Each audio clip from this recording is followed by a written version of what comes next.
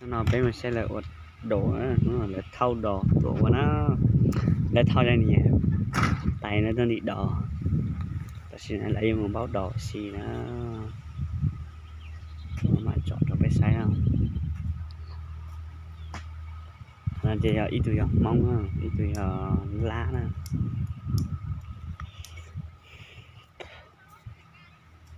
đâu rồi ok một bao nhiêu cho coi một ấy nắp ít tớ bình nha cho anh lú thẻ đó cứ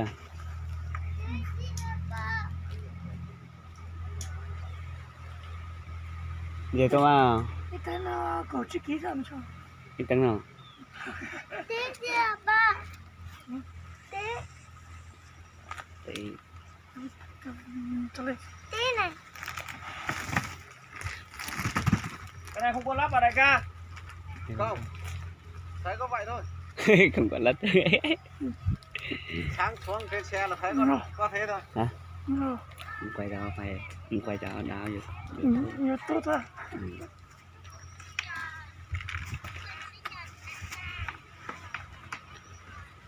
anh này khỏe quá wow cái xe là ở đó là tụi nào lại tụi nghĩa thôi cho cái xe là to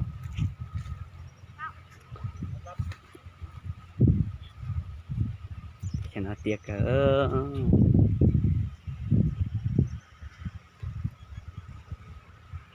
nó chỉ bỏ rồng này bỏ rồng á nên là bên mùi sai là một đỏ lâu là tao nhẹ cả giờ cho đỏ giống như cho nằm mà lâu là tao nhiều ở bên này của mụ để cua trên đầu chỉ dùng để cua chỉ lấy để cua chỉ sao hả nó nhưng mà lại tôi có cua ta chỉ cua chỉ sao này cua dễ chịu à tôi một chọn video quay video xí chứ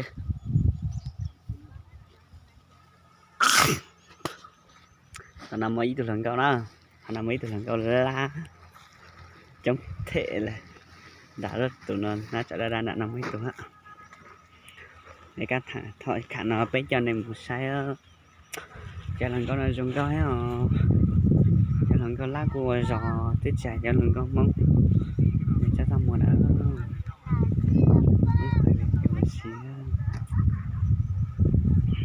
cái cho lần có nó ở đó hành sắp lại ít ta kỳ sư tao ý lại người tao thấy mũi nan đầu tại nan đầu lâu chỉnh cần cầu lèo lâu hay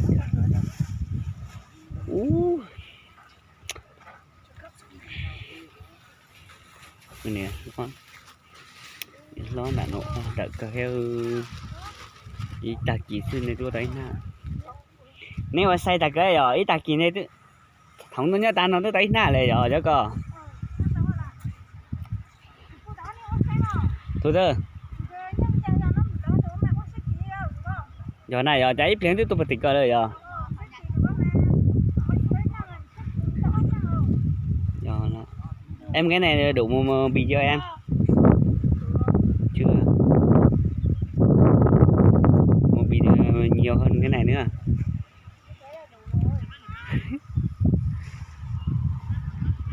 em này làm nhanh quá nhỉ chắc là ghê hơn một bị rồi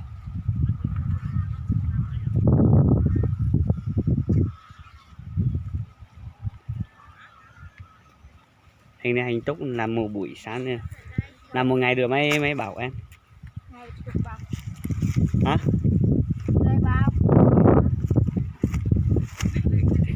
là đời nhanh ấy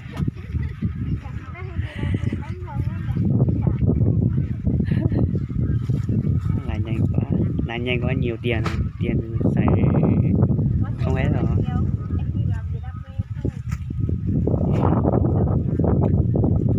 làm kiểu này đâu có làm hành như sướng hơn như đi làm cái kia nhỉ nắng nhưng mà nhẹ mà.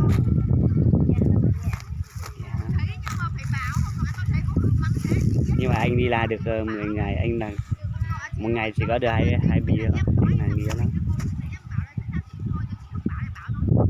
hôm nay anh đi chơi một ngày mai anh đi về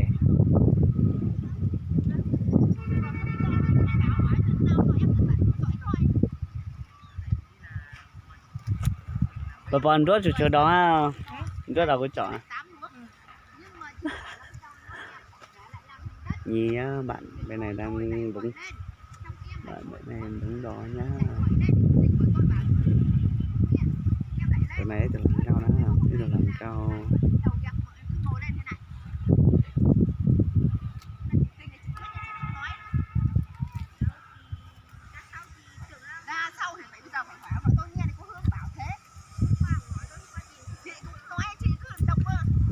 giờ tụi khẽ chứ nó lại qua chả của tao ấy nó chị trai liên đại á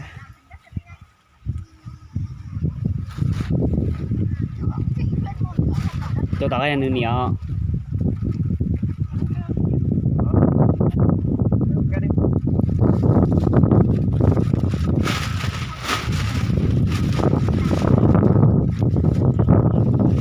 sẽ làm cao đó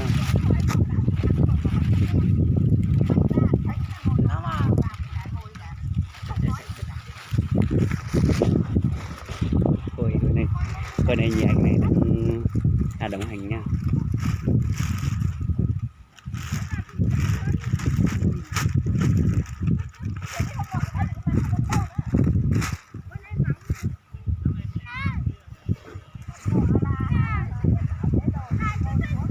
sẽ đặt đồng đồ đâu đó to nhất xong lại anh đi anh đóng hành như một ngày là đóng theo bao anh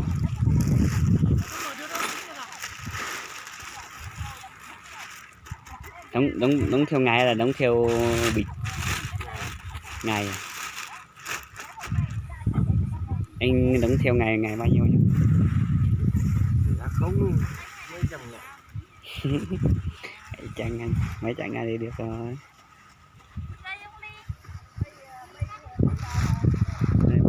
mình đâu có tiền đâu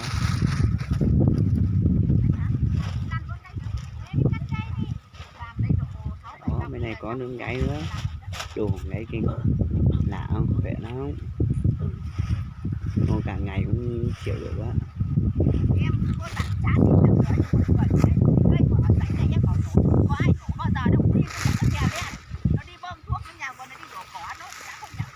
mai chỉ mi tô tụi thằng người trồng rau cả nó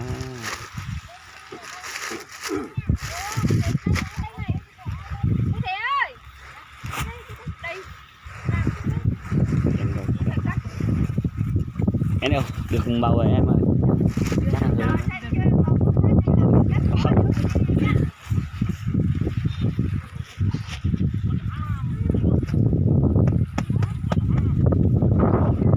em năm nay bao nhiêu tuổi em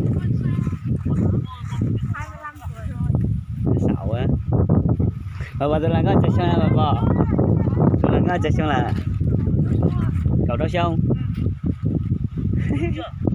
hả sao muốn thích làm như sợ em này không chịu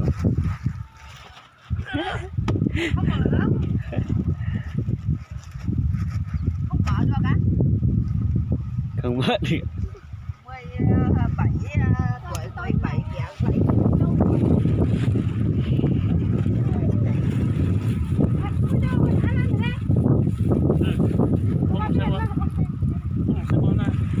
chỉ rằng nó có ý tăng chi tao đó là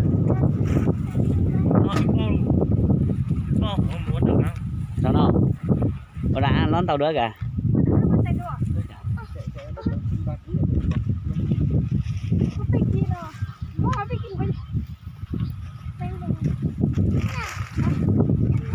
lời tặng chỉ số nào của tôi nhảy liền là tôi tới nó thấy không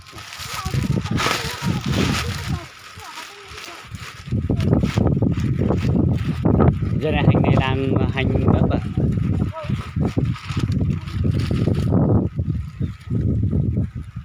em giờ này là hành đất à là hành luồn nữa hả em hành này luồn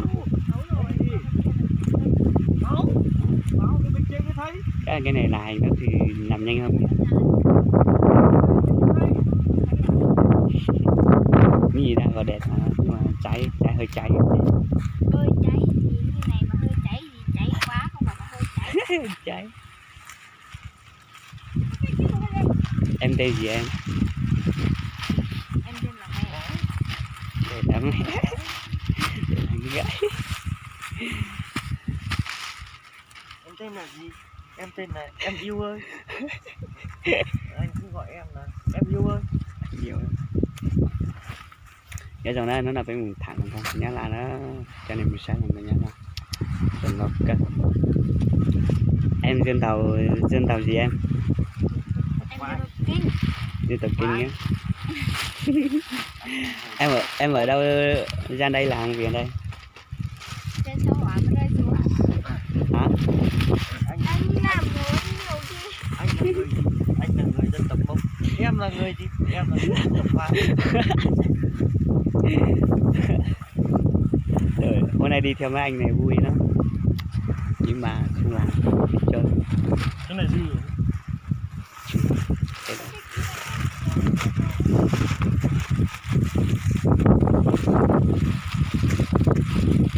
Em hôm nay em làm gì? Hôm nay anh không làm. Hôm nay em làm được gì? Tối em bao em trả sữa nha. Được không?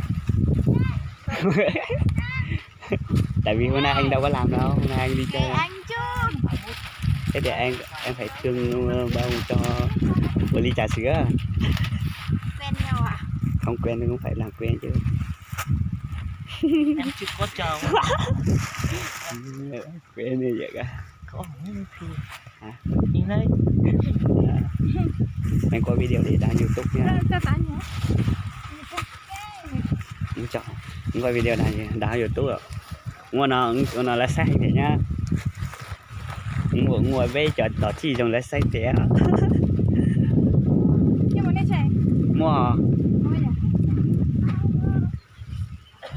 là sai á, ta trong học về trong càng cầu. Tết theo nó có tên tiệc cờ. Cái này cô ta nhớ là chỉ số nào không? Hả? Cô ta thì thế nó bây giờ tôi chỉ số tôi cô ta không có chỉ số nào. Bây giờ đã thôi à. Tết theo nó trong nhó này. Tết theo nó tết trẻ họ thứ nó cho lần coi nhá là nó nhót đấy là nó cút tua nó nhiều mà lá của tao nhiều thì tiền. Nó có bị ăn rồi nè. Nó bị ăn à. Đi vì nhẹ nó tua nó. Tôi làm 15 bỏ hành đất ở bên này nhá. Mỗi người làm người. Sao mà lại ít thế?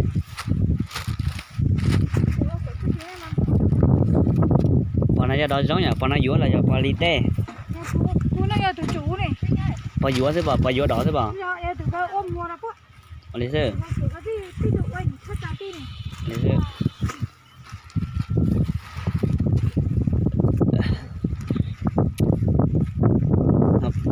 Họ tụi dúa nè. Dưới tụi ta tụi. Qua đây tụi anh đi tụi hay. Lý sư nhỉ? Nè tàu cho đỏ giống này. Chứ cái lỗ tụi bạn này mà hôm nay tụi này biết chuyện có gì giống nhau. Giờ hay là nhá. Cái lỗ tụi bạn này mà tụi tao nó để tụi là bây giờ trong con nó là cái không mà mà. Bây giờ chơi tí chua giống chơi nó là phá sắc đỏ lên. Bây giờ chỉ tao lên. Anh này thì cái nó mà tao rong mình nó chọn quay mà Mọi người ơi, xem này, em cái này làm hành đập thành đó, máy phúc là máy bọc và máy bỏ. Một bọc này 30 kg.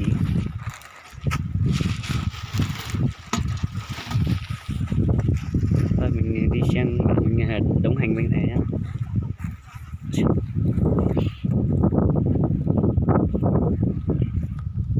Bapak tu lần có là tụi em mua may lần đầu mất khởi khởi tu tụi đã được tụi dạy em nhiều giá thì này dạy giá xem mới cho một bự này giá bây giờ tí tụi nó trong không kéo tụi đó mới chạy cho lại mà có có phải là nóng đi chạy một cho tôi đi xin chào em. Hả?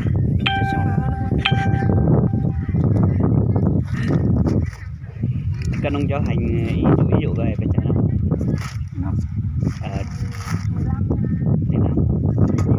15 kg nhẹ. Bây giờ khỏe.